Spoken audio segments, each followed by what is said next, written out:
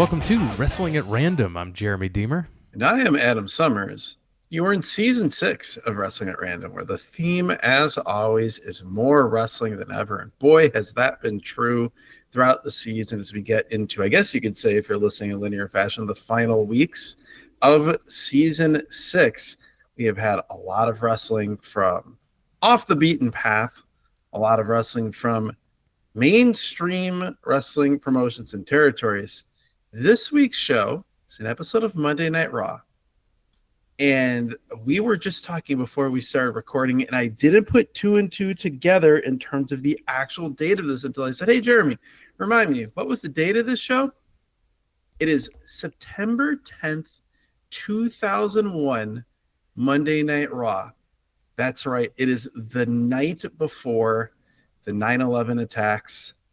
Crazy to think of this being the last professional wrestling show in the United States, likely the last professional wrestling show in the world on that day before our world completely changed.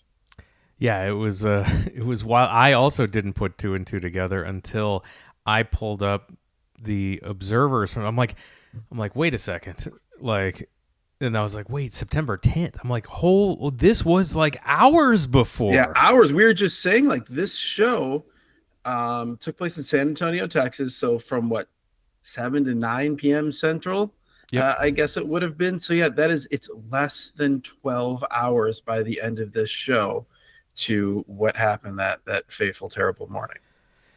So instead of talking about 9/11, our experiences of 9/11, or the horrible SmackDown that followed this, where Stephanie McMahon compared her father's steroid trials to the events of 9/11, instead of talking about all that, let's talk about what this show was. And this show is deep into the Alliance storyline.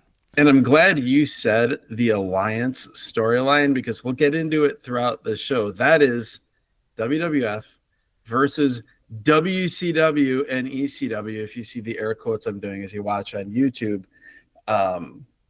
we're at the point in this story where, other than referring to the championship still as WCW titles, or I guess ECW titles, they do not refer to the wrestlers as WCW wrestlers or ECW wrestlers.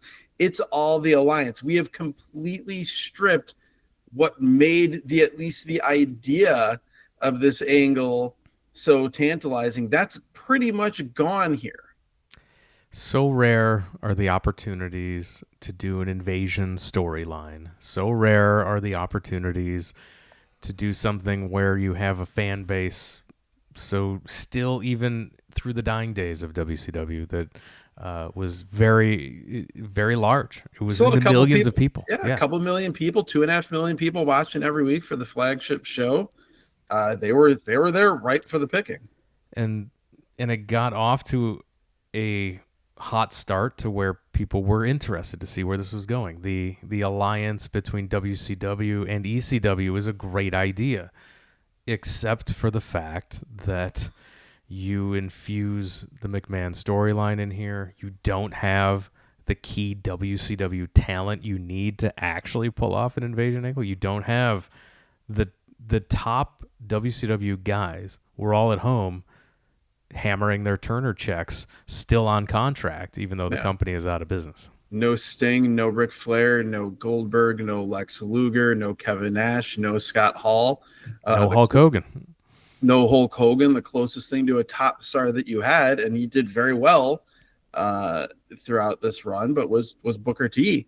I mean, DDP was there, but they did the stalker angle instead of making him DDP. All that said, though, and I'm sure you're going to get into it, the history of this, the first the pay-per-view, the Invasion pay-per-view, did unbelievably well. Did like peak WrestleMania numbers, which spoke to, even though you didn't have some of the things that you needed, and you had some of the things that you didn't need with having Vince and Shane, Stephanie and Shane, particularly Stephanie owning ECW in the storyline. Even with that, the idea of seeing WWF versus WCW, and to a lesser extent ECW, that thing that Everyone in the 80s and 90s grew up reading all the magazines, the what if, you had all the covers, WCW versus WWF, who would win, who would dominate. That idea was strong enough in people's minds that they were willing to completely overlook so many of the things that weren't working with the story and really give them a second or maybe even third chance to get it right. Dave Meltzer, the Wrestling Observer newsletter, writes, Jim Ross, who said this would not and could not be a Crockett UWF situation, one that Jim Ross lived through and understood better than almost anyone.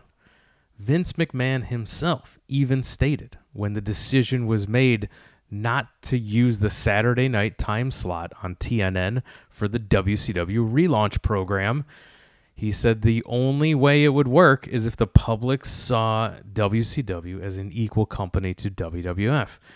And just having so much of a weaker time slot would guarantee it wouldn't be perceived that way. That's where the idea of doing WCW RAW came about. The dropping of that plan after the first TV in Tacoma was the right idea at the time. It was too soon, and the perception of WCW was too negative. People were going to revolt against WCW RAW, and WCW, in fact, needed to be rebuilt. We heard that for months, that inside WWF, they knew that WCW, the brand, needed to be rebuilt before they did a real invasion and a real WCW versus WWF angle. But in 2 months, after all those conversations, after buying the company, just 2 months into this angle, Dave Meltzer says it looks far too similar to the 1987 situation, largely because instead of being rebuilt, the entire WCW roster has consisted of Stone Cold Steve Austin, who's come across as more WWF heel and the ringleader of a group of incompetents than a WCW leader of a powerful force that threatens the existence of the WWF. Well, we even talked about that.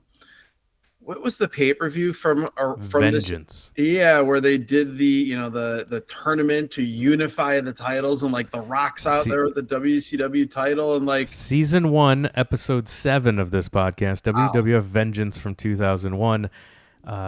That also had that awesome Undertaker RVD hardcore title match. Yes, maybe the best hardcore title match of all time in the WWF. But that is another great point, that in addition to all the things they got wrong with not bringing in the key WCW guys, and they were afraid, well, if we bring these guys in, it's going to change then the WWF guys are going to want to get paid as much as these guys are. Like, they didn't have the money to do that at that point. And we talked about the McMahon family aspect of the storyline sort of overwhelming the actual invasion.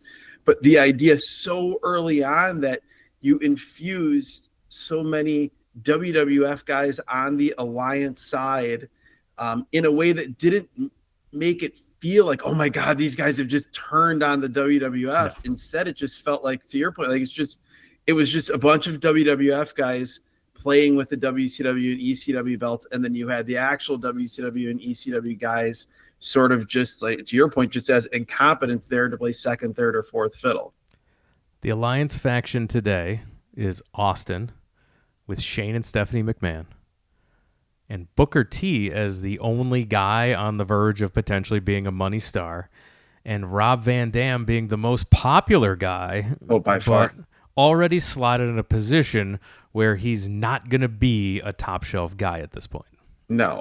And what, like, just as you read off sort of who the key figures are in the story at this point that we're jumping in for this episode, they needed the wrestlers. Sting, they needed more than anyone. They needed Goldberg. But you still could have salvaged this with the roster largely as it was for WCW if you had Ric Flair or Eric Bischoff as the figurehead leader of WCW. Ric Flair in particular, for so many reasons, was the key. And then the crazy thing was, like, a year later, it was maybe a year later, he was there and they were doing the whole thing where, like, he bought Raw out from under Vince. How much, like, what if you just overlaid that on to a year earlier, and that's the WCW storyline. Boom, there it is. There it is. But instead, we'll get into it. The thing you mentioned, and it's always so strange about this, is like Vince knew why it wasn't going to work, and on the front end laid out all the things he was going to do to make sure that he was going to avoid all the pitfalls of it not working. And then he fell into every single trap, largely because he could not resist winning the war over and over and over again on television, even though that's so counterproductive. You own everything. You're getting all the money from this. So everyone knows you won. Make money. And they refused to. And we're deep in the decades of constantly needing an excuse to continue the McMahon family soap opera every single week. Oh. Like that's it. And so this is just another vehicle for that. It's another vehicle for that. And it's also crazy on the needing to defeat WCW constantly and over again. This went all the way up until, what was it, 2015? WrestleMania in Santa Clara, yes. Sting versus Triple H, where they had to, it's relitigating again and making sure everybody knew that the WWF won, even though like half of WCW's fan base had completely moved on and the other half had died. So like what are you trying to accomplish here? Well, let's get into this episode of Monday Night Raw. We get clips from SmackDown where we see Rob Van Dam taking on Stone Cold Steve Austin, two Alliance members battling. Kurt Angle provides a distraction, and we see RVD pinning Steve Austin. This will be a through line for the rest of the show. Also, we see in that highlight, I would say Rob Van Dam taking a top 3 all-time stunner cell, and not in the ridiculous Shane McMahon or Rock way, but the way like he lets his feet go out from under him and basically take a diamond cutter cell over the shoulder of Austin rather than taking the normal stunner cell. Just great stuff. Like, again, if you've seen Rob Van Dam sell a pile driver, you know how good he can make moves look, and he did that here at the stunner. We get the Raw intro song, montage, indoor pyro. You mentioned we're in San Antonio, Texas, and we are 13 days away from the Unforgiven pay-per-view. This building has a very cool old school vibe to it. The ceiling is very unique. It almost has, not as cool. You kind of get Norfolk Scope vibes. I was very excited to see a unique looking building here. We hear that on the show tonight. It will be Undertaker versus Booker T, which that sounds intriguing, particularly for 2001. Our announced team is Paul Heyman and Jim Ross on commentary. Hell yes, I'm hyped for this. I was hyped at the start. I will have thoughts on Paul Heyman as a color commentator here in 2001 as we go along. We open with the WWF champion Stone Cold Steve Austin coming out with the Alliance. Austin is in a WCW t-shirt, which is so weird and is tremendous. And I'm sure he's like, yeah, I'm not wearing these. I want to wear a WCW shirt because everyone will think how absurd this is. It's also that weird WCW logo that the WWF created. And, it sort of symbolized that rebirth never getting off the ground. He says, "My name is Stone Cold Steve Austin. I am the WWF champion. What? I'll tell you what I'm ashamed of. I'm ashamed of every person in this arena, the people watching on TV. The crowd starts chanting, Austin sucks. And he says, what? And we are in the infancy of starting the worst chant in pro wrestling history. What chant? That still infects professional wrestling television shows to this day. This again, this is also the weird, this is Austin as a heel. This is Austin as like a psychotic but comedic heel leading WCW. This is, Austin wanted to do it. It's not working, but it's the weirdest thing because it's entertaining in a vacuum. He's great in a vacuum. He is so great at this character that is running fans off legitimately from the product, but he's tremendous doing it. Like I was trying to think as I watched this of a comp, and I can't come up with one of a character that's like a guy is pulling off so well yet it's so counterproductive to the business of the product itself. Yeah, I mean, it's nothing at that scale where it's the champion, right? Like, I mean, you can say like Adrian Adonis in 86, 87 with his horrible, but it's not the scale that you're talking the WWF champion is pulling off here. Austin is so entertaining. He's so good at this. Like, I get what he's doing with the what stuff, and it's entertaining, but I know where it's going, and it's Yes. going to lead to the worst thing in wrestling. It's The only thing I can compare it to, and if you're listening in linear fashion, I would argue that it's been somewhat salvaged. But the early, I don't know, first 3, 4, 5 months of heel John Moxley Death Riders, where Moxley has wanted so badly to play this character for so long, but at least as it was initially presented, no one wanted to see it. No one wanted to boo John Moxley, so you just weren't getting the reactions you should have. But this obviously is at a much larger scale. Also, just have to point out, because it fits in with how we were describing the presentation of the alliance, WCW and ECW. Everybody around the ring comes across like such a geek. You have yep, Austin in the middle of the ring, and then you've got all the quote unquote stars of WCW and ECW, some legitimate stars, particularly on the ECW side, like Rob Van Dam, Raven, Tommy Dreamer. You've got, the Taz. Taz, you've got the WCW guys such as they were out there. And it just immediately, it flattens all of these people out to being the same. They're all just geek fodder. He says, I'm ashamed of people taking credit for something they do not deserve, and he tells Rob Van Dam to get into the ring. RVD is the hardcore champion, and Austin says, you're pretty proud of yourself for beating me. He said, who the hell do you think you are? So, of course, he says, I'm Rob Van Dam, to the delight of all of the people in the arena. Austin says, I don't like you, which made me laugh. RVD grabs his arm and pulls the mic towards him. He goes, I don't like you either. And loud RVD chants as his popularity continues to skyrocket. Rob Van Dam is so great because he is just Rob Van Dam at all times, no matter what scenario, no matter what promotion, no matter where you put him. And he is going to be over oftentimes in spite of what the WWF did with him.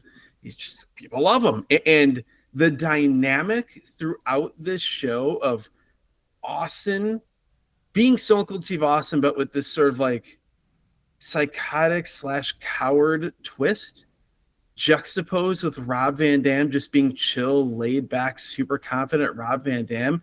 Like, when I see this, I'm like, why isn't this the angle? Why isn't this the pay-per-view match? Like, this felt like so much money that they never got around to making between these two guys. Yeah, they tease that they're about to fight, but then Austin hugs Rob Van Dam. He says, this is what I like. The man has confidence. You have confidence because I give you confidence. Tonight, you will challenge Kurt Angle to a match. Rob Van Dam says it's an honor to compete with an athlete like Kurt Angle. Austin is not thrilled about that. He asks the Alliance members who else has confidence. Test, of all people, is in the Alliance. Here's another WWF geek that is now on the WCW team. Test comes into the ring. He says, I'm a confident person. He calls out The Rock. The Rock is the WCW champion at this point.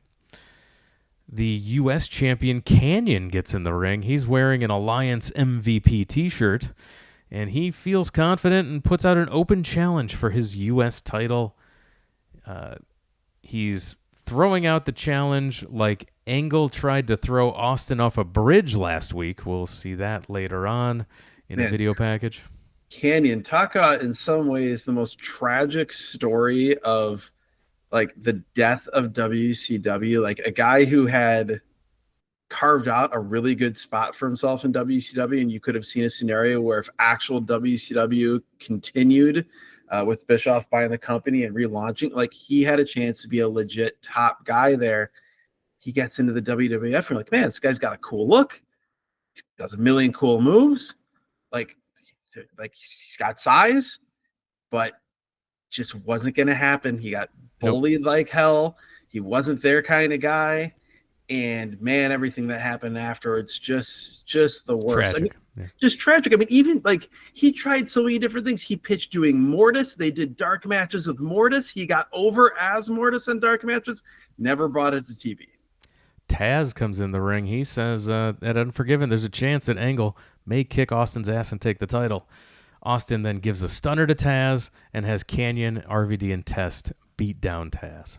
This is so depressing to watch. And it's so weird because we just saw Rob Van Dam looking exactly like ECW Rob Van Dam, talking exactly like ECW Rob Van Dam, mega over like ECW Rob Van Dam.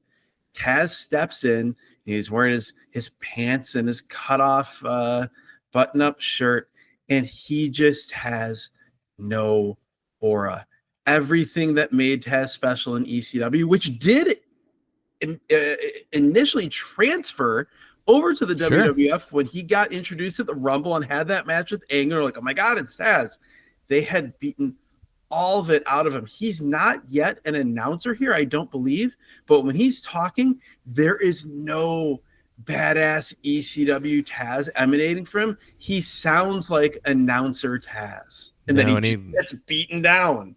And he had legit heat in the back at this point for, of course, no reason. All the Alliance guys did for all kinds of they can't work reasons, and they never did anything. They weren't really stars because they didn't do it here, which showed why this was doomed in the first place. You get a bunch of guys who were stars, particularly on the ECW side, like they had other than Sabu, most of the top guys.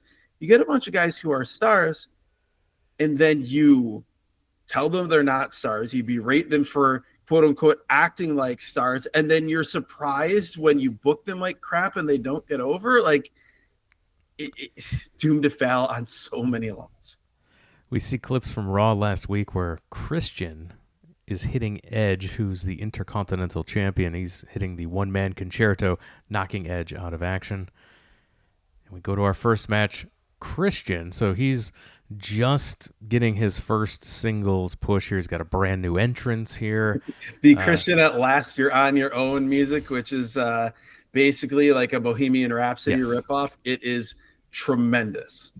Full pyro and everything for Christian. He's taking on the one Billy Gunn, who has the opposite of no anything, no unremarkable gear, song, everything. He was a zero coming out. They had stopped completely trying this push. I believe we had the Raw from the beginning of the one Billy Gunn push with a match against The Rock.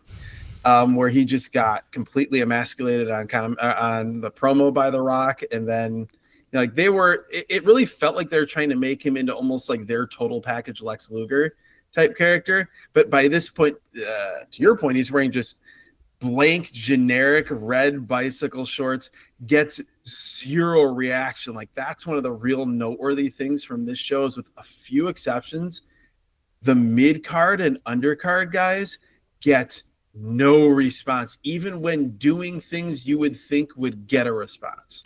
This was a nothing match. Christian ends up sweeping the legs, rolling him up with his feet on the ropes for the pin. After the match, Billy Gunn just attacks Christian. Christian makes his own comeback. He gets a chair, nails Gunn in the head with it, goes for the concerto again, hits Billy with it on the outside to knock him out of action as well. I thought not only was this a nothing match, the post-match was really weird in that by the end of it, you were supposed to be appalled that Billy Gunn got hit with a concerto and maybe injured. But the post-match, it starts with the babyface Billy Gunn knocking Christian to the floor, hot-shotting him on the floor, and then he's going to Cobra Clutch slam Christian onto the steps. Like, the only reason they did all that was to then set up Christian throwing him off the steps into the barricade. But in the end, like, I felt zero sympathy for Billy Gunn whatsoever. Like, Christian was completely justified in doing what he did, which I don't think is how they wanted you to feel about him. In the back, Stephanie McMahon is with Test. They were watching this match. Test says that's exactly what he's going to do to The Rock tonight. He thanks her for breaking up with him. They, of course, had their whole wedding angle thing, so they had to touch on that these two were hanging out together. So he says breaking up with him toughened him up. He said they spice up this match with The Rock and Test by saying The Rock can choose any other Alliance member to team up with Test in a handicap match tonight so that they can soften him up for Booker T at Unforgiven. The callbacks were fun. I like when you're rewarded for having paid attention and having been a fan for a long time. So the fact that they didn't just ignore the long history between these two characters is great. This was terrible WWF scripting and acting, though, from both of them, particularly Tess. Like, Stephanie, you can say what you want about her, but like in this era in particular, like, she was an entertaining character as far as just her delivery of things. Like, it often worked. Test is not cut out for this sort of stuff whatsoever. He's not cut out for wrestling. Guy was always a zero and never was anything. He was mega over for a brief period of time that they didn't capitalize on, but he never got better, never improved. Another cautionary tale, sad story. In the back, Lance Storm is with the European champion, Hurricane Helms. My God, there's a lot of titles on this show. Well, yeah, when you've got the WCW belts mixed in, this is like the CMLL with 32 titles. It's not quite that, but it's closer than it should be. Lance is happy that Hurricane is mocking the WWF cartoonish characters by pretending to be a superhero, but Hurricane doesn't understand what he's talking about. Yeah, he is not pretending. I was amused by this. We go back to the ring. It is the mixed tag or intergender tag. It is the Hardys and Lita, who are a red hot act. This is the height of Lita's popularity. Team Extreme. Yeah. Team Extreme taking on a rather thrown together feeling team of the Hurricane, Lance Storm, and Ivory. And as this match is getting started, this is where I note, as I've been taking notes, about a half hour into the show, and I've been resisting typing this out in my notes, and I finally I couldn't help it. I had to write this. Paul Heyman is really, really bad on this show for me. He is way over the top and not in his great WCW argumentative with Jim Ross sort of way. It almost reminds me that it's different, but it reminds me of how, like, when Jim Ross started doing his podcast and then tried to go back to doing play-by-play, it broke him. He couldn't call wrestling matches like wrestling matches. He called them like a podcaster critiquing wrestlers' performances.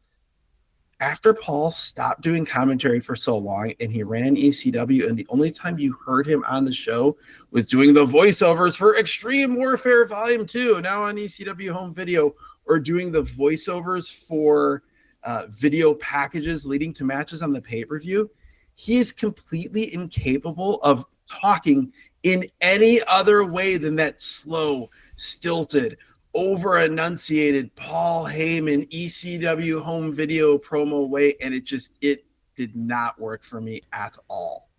I agree, except I will say that when he showed up, when Lawler first got fired, and he showed up as a surprise commentator in a year and a half prior to this point. It was basically when ECW was dead, but not officially dead. But was officially dead. And he showed up in the ECW hat. He was great then. He was great, and he did WrestleMania 17. He was great, and this is different because he's a character now on television. He's part of this Alliance act, and the character is that he's basically a sniveling sycophant for Stephanie. Exactly. And that's part of it. But again, part of it is just his delivery here. I can't take it. It was so sad because some of my favorite memories are Jim Ross and Paulie Dangerously on commentary on WCW shows in the late 80s and early 90s. And outside of their incredible argument later on on the show, that's the only part of the show where the dynamic really worked for me. We'll get to that later. Things to mention in this match: Jeff Hardy wrestled in a baseball cap until finally getting it knocked off. Always ridiculous. I feel like that's T-shirt Naito. You'll be surprised to hear that Lance Storm is awesome. He hit a huge drop kick to the face of Jeff Hardy, which was great. Lance Storm is awesome, except for there's one point in this match where he hits a vertical suplex, he locks on a reverse chinlock, and he has it on for a long time. And he has just like the strangest, most distracted, disconnected look, like he's not a professional wrestler and someone just dropped an office worker into the middle of the ring in the middle of having a chin lock on and they don't know why they're there. It was really, really, really weird. The finishing sequence was Lance Storm putting Lita on the top rope. He's going to go for a superplex, but Jeff power bombs Lance out of the corner. Lita hits a top rope Rana onto the Hurricane, and Ivory, with the title belt, tries a cheap shot from behind, but Matt Hardy catches her, hits the twist of fate. Lita comes off the top of the moonsault for the pin and the Team Extreme victory.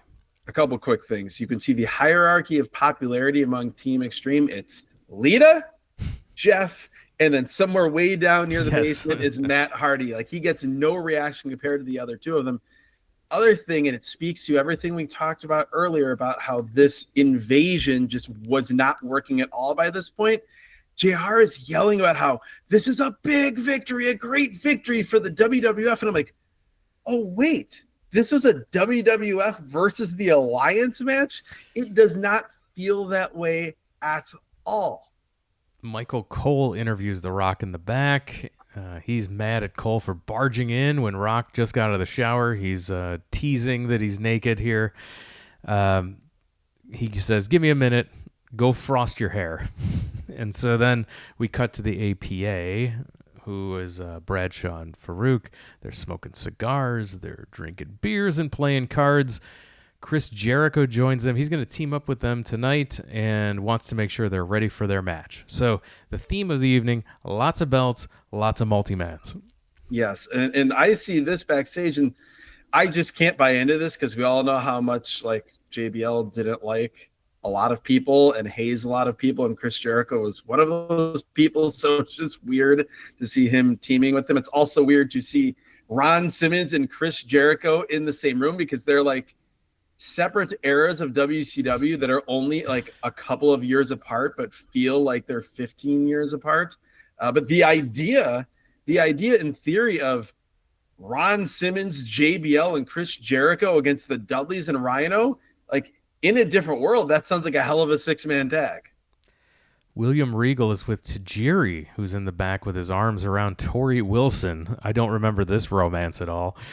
Tajiri is mad that the Alliance. He's mad at the Alliance and wants to accept Canyon's open challenge for the U.S. title tonight. Tori's excited. She gives him a big kiss, and we get fun Regal faces because he's concerned about this Tori Wilson relationship. So Regal is like the commissioner or whatever.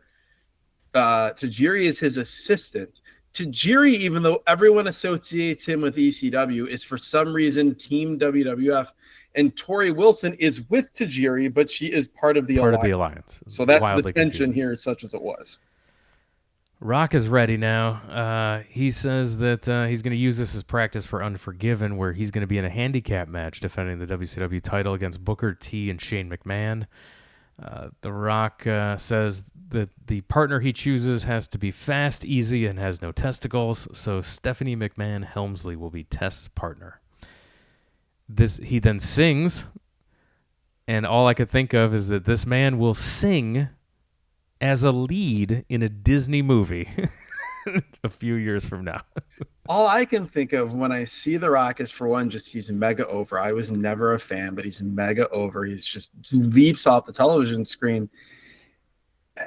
And you also think of just how much everything still almost 25 years later about modern WWF, modern WWE, is chasing the ghost of The Rock. The sing-alongs, the catchphrases, all of it. They are still trying to create, trying to find the next Rock. The Dudleys and Rhino versus Chris Jericho in the APA. The finish comes when... So basically, heat on Jericho for almost this entire match until he makes the hot tag to Bradshaw. He runs wild. We did get a Ron Simmons spinebuster, which I always enjoy. And the finish came when Jericho hits a top rope missile dropkick on Rhino, a clothesline from hell by Bradshaw on Rhino, and then Jericho with a lion salt gets the pin on poor Rhino. If you think like we're skipping stuff and are racing through these matches, we're not. They're short. There's Short very TV little match. to them. Rhino being the pin eater here is just sad when you think of how dominant of a force he was and how intense and intimidating he was in ECW, and how like you could see a world where with a few tweaks this character could have really worked in the WWF, like right away straight out of ECW, and he's just another guy here, just another guy. I'm also always thrown when I see this era of APA still having like the fake pentagrams and the Ministry of Darkness tights, when they're just beer drinking, card playing dudes. It's just it's a weird holdover. So Test says, no thanks, Stephanie. He's got this on his own. But Stephanie psychs herself up. She's ready to kick the Rock's ass. We get the Snickers Cruncher Slam of the week, and it's Chronic attacking The Undertaker. That's Austin. Right. Chronic of late WCW fame. You can make the argument the last attempt by WCW at a Road Warriors ripoff, even though they didn't have really the face paint. We've talked about how surprisingly over Chronic got at the end of WCW. Chronic was super over, and so was Wrath. Brian Clark, when he got his mini Goldberg push. What a weird time for Chronic too. They have this incredibly brief run in the WWF that was really torpedoed by Undertaker in particular, not being a fan of their performance in the match against he and Kane. And then they would go on and do a little bit in Japan with All Japan and then just disappear. Austin in the back with RVD. He wants to know if he should put the hardcore title on the line in the match against Angle. He says he prefers hardcore, and Austin says, yes, put it on the line. And then Austin says, in 5 or 10 years, you could be the next Stone Cold Steve Austin. He says, thanks, but I'm fine being RVD, which Deborah thinks is hilarious. And she says it's cute when an RVD does his little thing there, and Austin berates her for this. Which is honestly a bit uncomfortable when you know the real life history between Austin and Deborah and how things went down not that far removed from this time period. A bit uncomfortable, but in a vacuum, highly entertaining backstage segment. We then hear keep rolling, and it's the Undertaker cosplaying Disciples of Apocalypse Brian Adams as he's on the motorcycle here, and he's got belts. I'm like, what belts are these? He is I guess they didn't call it unified at the time, but he is the unified, one half of the unified WWF and WCW tag belts. And it's so funny because these WWF belts are basically a recreation of the classic WWF tag titles I think we almost associate with like Demolition, early 90s. And then these WCW tag belts next to them, which are the most like unrecognizable, nondescript. No one remembers this belt design whatsoever. No, and don't forget that Limp Bizkit, who performs the Undertaker's theme song here, is the WWE's favorite band. We heard that at WrestleMania 19 when they were performing live, and I was in the building for that. And you sent me a text message in real time earlier this week that apparently they have reprised their role as WWE's favorite band. They're back again. But here, Biker Taker comes out, and his opponent is Booker T. And what a spectrum of theme songs here, from Limp Bizkit's Keep Rollin' to Booker T's amazing theme song.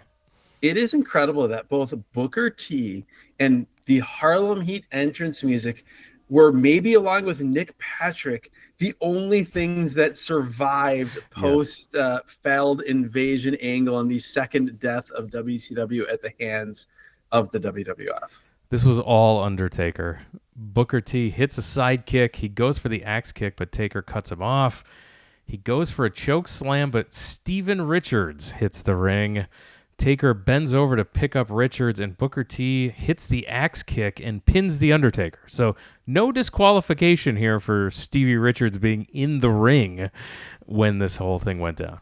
Well, this was straight out of the Hulk Hogan, Billy Kidman school of how to lose a match to someone without putting them over, which is really the entirety of any WCW or ECW guy pinning the WWF guys during this run.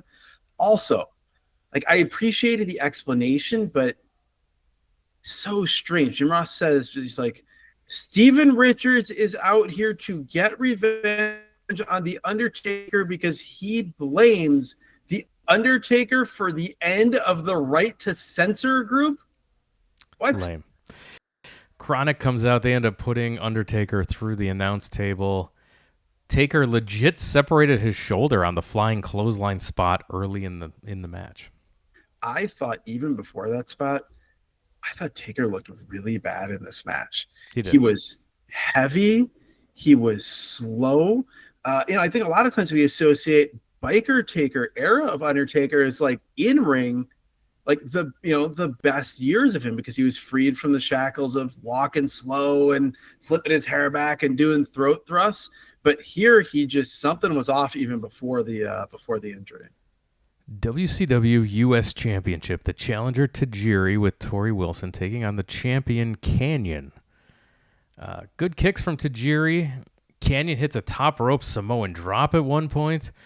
Tajiri slingshots himself over the top from the apron into the ring, but Kanyon catches him in a Northern Lights suplex. What a really cool counter. This was awesome. There were so many cool little things in this match. Nothing better than what you just described, the slingshot into Kanyon hitting that Northern Lights all in one motion, and it got zero response. No. And as someone who was a WCW fan as a kid and who remembered like WCW fans would just pop for cool stuff, even if it wasn't a signature spot or a guy that they've been taught the thing was a top guy, seeing Kanyon like putting in the time and effort to do something cool and it getting no reaction just made me sad. I did enjoy though seeing the classic early to mid 90s WCW United States Championship belt, or at least a replica of it here in the WWF in 2001. Bizarre to see. That was certainly much better than the incredibly generic music that Chris Kanyon had that basically just said, don't take this man seriously. He is not a star. Kanyon grabs that U.S. title belt, but Torrie pulls it away from him. She goes to hit Kanyon with it, but accidentally maybe hits Tajiri with it. And then Tajiri kicked out. I and the entire building thought that this was the finish. Well, you think of all the finishes in main events of this era, the Attitude Era through the Alliance into the Ruthless Aggression era, this whole time period, a belt shot in a championship match, nobody kicked out of that. And the idea that here in this WCW US title match, Tajiri kicked out of it, I've totally thrown. Me too. And Torrie distracts the ref. Tajiri blows the green mist in Canyon's face, hits the big kick, and gets the pin. What? A new U.S. champion Tajiri? This was crazy unexpected. Unexpected, but I guess with hindsight, not surprising given how much they had soured on Kanyon almost immediately. The story here was that the Alliance member Torrie helped the WWF roster member Tajiri defeat the Alliance member Kanyon for the belt. Paul is trying to act all appalled, and man, it does not. Again, like none of the stuff that's trying to play on the rivalry between the WWF and the alliance of WCW and ECW, it all falls so flat. We get a video package recapping the Austin and Angle feud. We see Austin throwing Angle's medals off the bridge into the river. Angle attacking Austin, throwing him off the bridge. He makes Austin cry and beg, and so Austin gets back to the arena. He's all upset at SmackDown, and he says Austin's humiliated. He's pissed off. He's ranting. He says, the first SOB that walks through that door, I will whip his ass. And, of course, RVD walks through.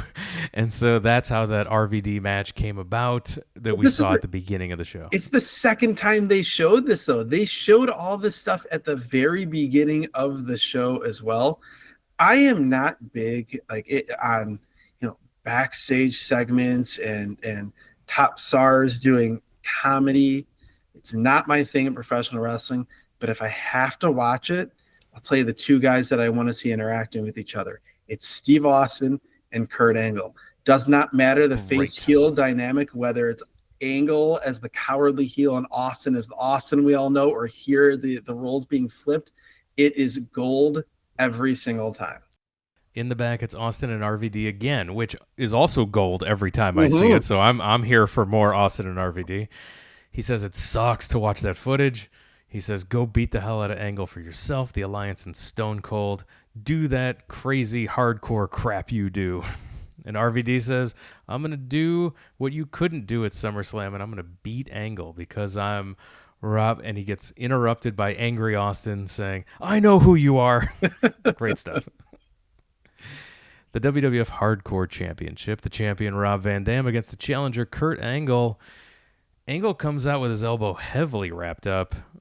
Again, awesome theme song for Kurt Angle as Didn't we well. see a pay-per-view from this time period where Angle had the same giant elbow pad, and like he actually had like a really really nasty staph infection or something? I believe that's correct. Or yeah. maybe this was from like what I'm thinking was like from a year later, and it was still a recurring thing. But we definitely saw Kurt Angle from this general time period with like a disturbingly gigantic elbow pad or apparatus. But yeah, I mean, the idea right here of Kurt Angle and Rob Van Dam, where both of these guys are at in their careers, like, I am ready for this match.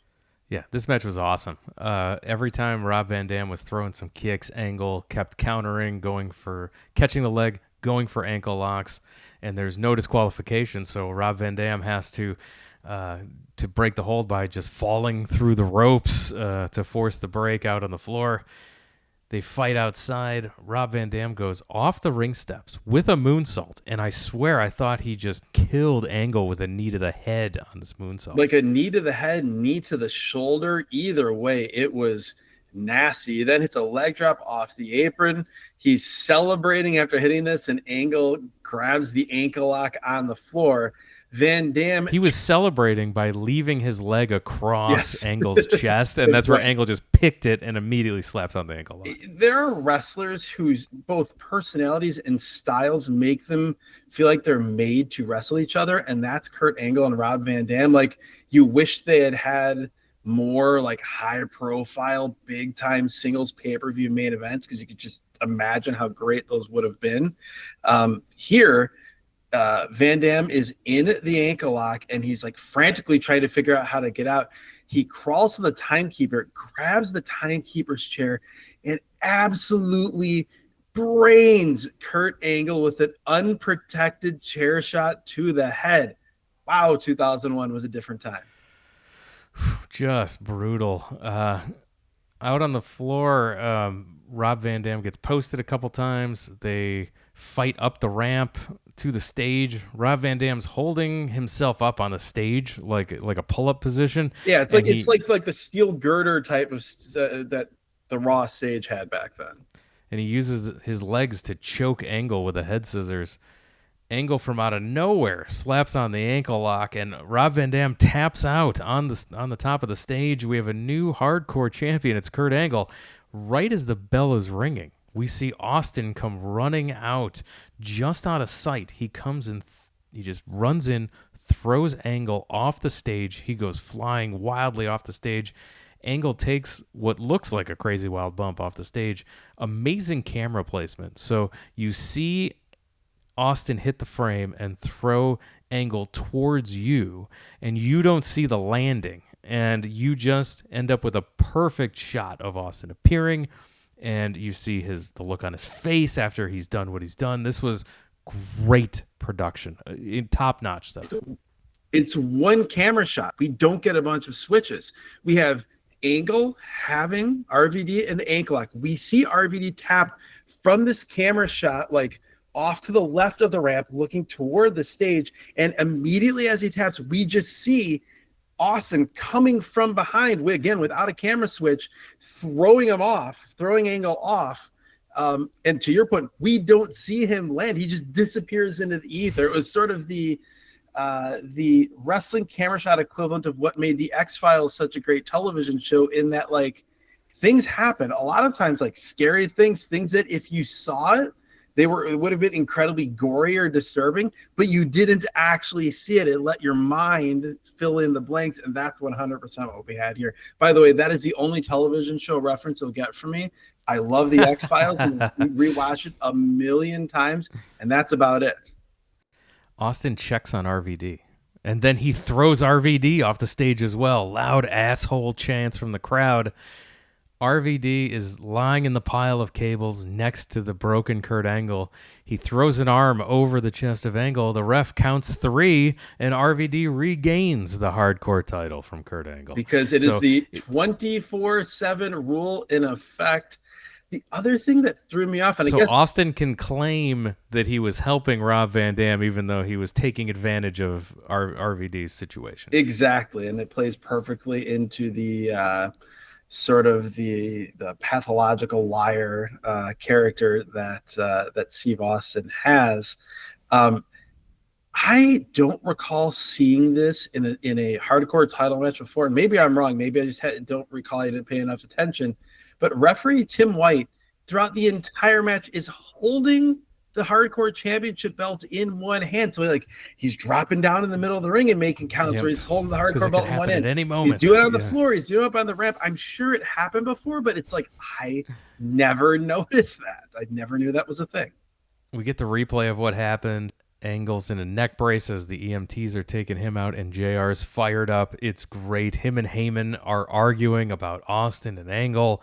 This is the stuff you were mentioning earlier at the top of the show. This was the Jim Ross, Paul Heyman that I wanted. This was Paul Heyman just losing his mind, Jim Ross losing his mind back, and it's made so much better because the desk does not exist because it got destroyed from that chronic Undertaker spot earlier. So like the camera is really low looking at them, and they're just like leaning into each other like they're about to fight as they're screaming back and forth. This was good stuff. Stephanie McMahon, Helmsley, and Test taking on, in a handicap match, the WCW champion, The Rock. Stephanie pulls up a chair next to Heyman. Well, before that, can we talk about Stephanie McMahon coming out to let the bodies hit the floor? Which, when you think about in modern times, that being used recently in the Anarchy in the Arena for AEW 2025, yeah. And just thinking out that song, when that song came out, the idea that was Stephanie McMahon's music is something. So you get Test on offense. He cut off The Rock when he came in during his entrance. Also mentioned the place explodes for The Rock. For sure. The intros for this match are also bizarre. Hearing like nothing encapsulates what the professional wrestling world had become in 2001 as hearing Lillian Garcia say, the owner of the ECW, Stephanie McMahon Helmsley, and then 45 seconds later, introducing The Rock as the WCW champion. What a weird time. Test with boring offense, and oh my God, just when it couldn't get more boring, Test throws on a bear hug of all things. He's so bad. Rock punched his way free, and then the Rock with a clothesline, kip up. He hits a spine buster. He's about to do the people's elbow, but Stephanie grabs his leg. Test from behind, grabs The Rock, hits the big boot, which is his move. Stephanie wants the tag. She comes in, covers The Rock, but he kicks out at 2. Stephanie crawls to the wrong corner, and The Rock knocks Test off the apron. He goes for the rock bottom, his Uranagi on Test, on Stephanie, but Test with a chop block from behind. Stephanie waves to the back. Booker T runs down. Test goes for his pump handle slam, but The Rock slips behind, shoves Test into Stephanie, who falls off the apron onto Booker T. Rock hits Test with the rock bottom and gets the pin. Rock hits Test with the rock bottom. They miss it on the camera switch, which is very rare for WWF production. Not seeing the key thing. But quickly back with the replay. Yes, quickly back with the replay. That was solid. I also hear, as I see Test, and I saw Chronic earlier, I think, like, to me, it's clear which of the two men who utilized the move that was known as the meltdown, the pump handle power slam, who is the superior big man. I would argue it is Brian Clark, Wrath, Adam Bomb over Test. Rock with the chair keeps Booker away. Michael Cole's in the back with Stone Cold Steve Austin, who's leaving the building. He tells Austin that Angle has suffered a serious neck injury. He may not have an opponent at Unforgiven. Austin smiles, and he berates Cole. Does it look like I care about Kurt Angle? He screams, "What?" and shoves Cole as the show goes off the air. To when we look ahead to that Unforgiven pay-per-view, to give people a feel-good moment at that pay-per-view after 9/11, Kurt Angle beat Steve Austin to win the title. He got the family celebration in the In ring because they Pittsburgh. were in Pittsburgh, right? On the same show, the worst match on that show was Undertaker and Kane versus Chronic. That was the match Dave Meltzer described as it may have been the worst WWF pay-per-view match between male wrestlers all year, and it resulted in the end of Chronic's brief stay in the WWF. Dave Meltzer gave that match -2 stars in 2001. Which would mean in 2025, it would be a 3-star match. It'd be a 3-star match. Favorite thing on the show for you? Oh, that's tough. This is a weird show, and it's a weird time period for the WWF because they are doing almost everything wrong.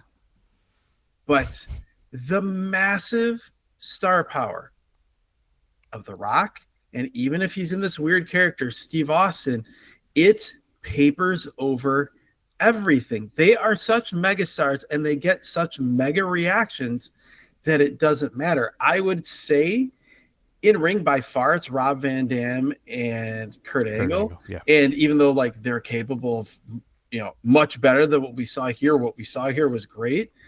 Out of ring, for me, my favorite interaction on the show by far was Austin and Rob Van Dam.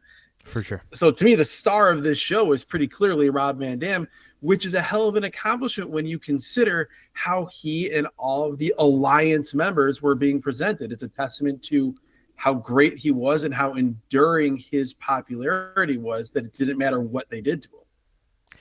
Kurt Angle is so good that we took him for granted because you mentioned The Rock and Stone Cold Steve. These are two. The Rock and Stone Cold Steve Austin are generational talents that came at the exact same time. So which never happens. No promotion. Never. No one gets 2 Hulk Hogans. No one gets 2 Ric Flairs. And they had 2 of them at their height, at their peak of their powers at the same time. So then you have a guy like Kurt Angle who, if he came at any other time, would have been one of those all-time top guy greats that you'd be talking about. But how could you break through? He's still, legendary, but he's supporting cast compared to them, which is insane. It's insane. When you think of how great he was, particularly how great he was straight out of the box. Here, he still is only 2.5 years into his run, and he's you could also make the argument. I would make the argument, because even you can't say with The Rock, because The Rock came through USWA, he did a few things before he got to the WWF. To me, Kurt Angle is he the best ever pure WWF creation? I mean, obviously he was Kurt Angle, Hall of Famer or gold medalist, but a guy that only went through their system. I guess in modern times you could argue Roman Reigns, but if you want to talk the whole package of what makes a complete professional wrestling performer, I don't think Roman Reigns holds a candle to Kurt Angle, because Roman Reigns, it's the classic story of and then the bell rings. And the greatest natural at pro wrestling of all time. Nobody was more natural to this guy, fish in water, than Kurt Angle. The 2 that I would say for my era of watching professional wrestling, and if I thought about it, I'm sure I could think of some more recent examples, but of the last 40 years, there's 2. There's Kurt Angle and there's Jun Akiyama. They came in and they immediately looked like 10-year veterans, just straight out of the box, plug and play top guys. Worst thing on the show for you? I would say the actively worst thing on the show, for me, honestly, it's Paul Heyman on commentary, and it's because I expected so much more and so much better. The last thing coming into a show with Jim Ross and Paul Heyman on commentary that I expected was to be frustrated by the commentary. But the worst thing by far is just where we're at in the Invasion Alliance story and how it's just been completely just devalued and to the point of just being utterly meaningless, which seemed impossible whenever you were a kid thinking of the idea of the WWF versus WCW. You think, oh my God, you throw ECW. And like, I think back to even when when they had all the ECW guys at the start, it's like they're all in the ring and then they all turned around and beat everyone down. And Paul Heyman got off amazing breaking. angle. I got chills. I'm not a WWF fan. I'm not a fan of WWF TV most often. That's one of my favorite wrestling TV moments. And then by the end of that same show, the end of that very night, they killed it by having Stephanie McMahon out there in an ECW leather hat as the ECW owner. Worst thing for me was the finish of the Booker T and Undertaker match. Why, if you're gonna do something like that, why even book this match? Yes. Like if you want to give Booker a win, and you want to have Chronic attack Undertaker, this does not how this has to go down. It was that whole match and segment felt like a way for them to say, "Hey, look, Booker T beat the Undertaker." We know what that was. Yeah. What are you talking about? Booker T beat the Undertaker. We're doing this the right way. Yeah, absolutely. For me, the same way. So, a fun time capsule. What a point in time for wrestling, and we've.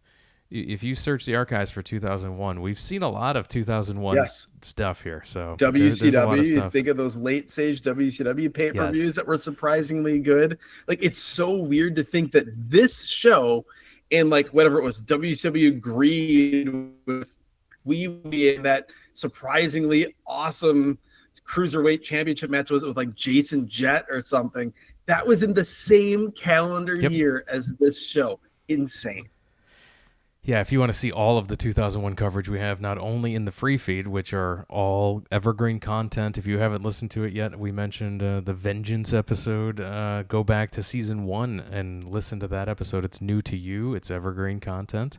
You can also subscribe to our Patreon at patreon.com/wrestlingatRandom. There, for $5, you can unlock an entire back catalog of podcasts spanning all kinds of territories and eras, including more 2001 over in the bonus content. So go over to patreon.com/wrestlingatRandom for over 220 plus episodes at this point of bonus content. So and make sure you're subscribed to our YouTube channel for the video version of this podcast over at YouTube. Search for Wrestling at Random Podcast. Give us a subscribe and like. Helps us work the algorithm so other wrestling fans can find the show.